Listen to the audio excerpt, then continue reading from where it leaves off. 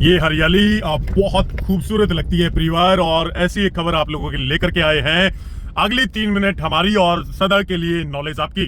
सिकोपुर गुड़गांव का अगला premium living zone. क्या गुड़गांव का अगला premium address golf course road नहीं बल्कि अरावली की तलहटी में बनने वाला सिकोपुर हो सकता है? 107 एकड़ अरावली के पास HSVP का नया हुडा सेक्टर। लेकिन क्या यह सिर्फ एक सेक्टर है या अगले 10 से 15 साल की अर्बन प्लानिंग का संकेत? आइए सिर्फ खबर नहीं परिवार, डेटा देखते हैं। हरियाणा सरकार पूरे राज्य में लगभग 1.67 लाख एकड़ भूमि पर नए सेक्टर विकसित करने की योजना पर काम कर रही है परिवार। सिर्फ गुड़गांव मानेसर ही नहीं, इसके अलावा बाकी दूसरी डिस्ट्रिक्ट्स में भी बहुत सारी जमीन एक्वायर की जा रही है, जिसमें से अकेले 18,000 एकड़ सोनीपत में और गुड़गांव मानेसर क्षेत्र में लगभग 17,500 एकड़ भूमि चिन्हित की गई है।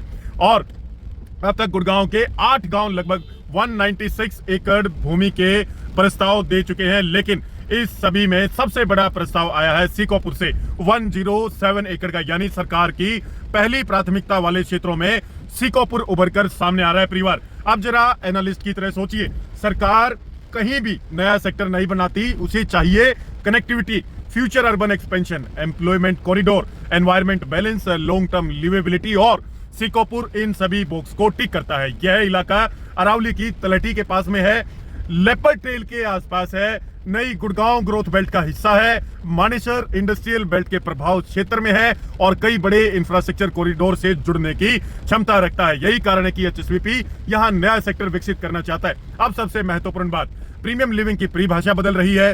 पहले लोग पूछते थे मॉल कितनी दूर है, अब सवाल बदल रहा है और पूछते हैं कि ग्रीन स्पेस कितना है, हवा कैसी है, भीड़ कितनी है, लाइफस्टाइल कैसी होगी। दुनिया के बड़े शहरों में जो इलाके फॉरेस्ट, लेक, रीज या ग्रीन बेल्ट के पास होते हैं, समय के साथ सबसे ज्यादा प्रीमियम एड्रेस बनते हैं। अगर सिकोपुर में योजनाबद्ध सेक्टर विकसित होता है तो उसकी सबसे बड़ी ताकत सिर्फ प्लॉट नहीं, उसका नेचुरल लैंडस्केप होगा। लेकिन यह गलती नहीं करना है परिवार, सिर्फ सेक्टर आ रहा है सुनकर निवेश मत करना।